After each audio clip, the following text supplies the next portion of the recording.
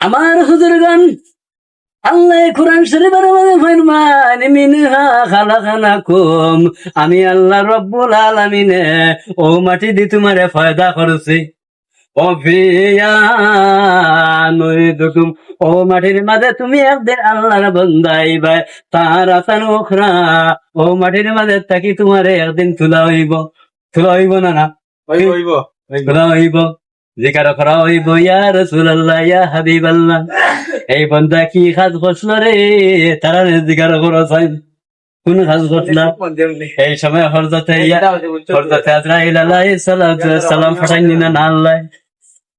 আমার নাম হইল হযরতে আজরাইল আলাইহিস সালাতু ওয়াসসালাম।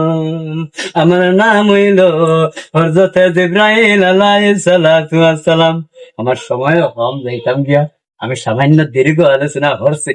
যাইতাম বজন্তিপুর, যাইতাম খাইল, গেছিলাম বাঙ্গা বাজার, হইলা নজরুলের ওয়াজ মনে করে আমরা মকফিল রাইতে ফার্স্টে না।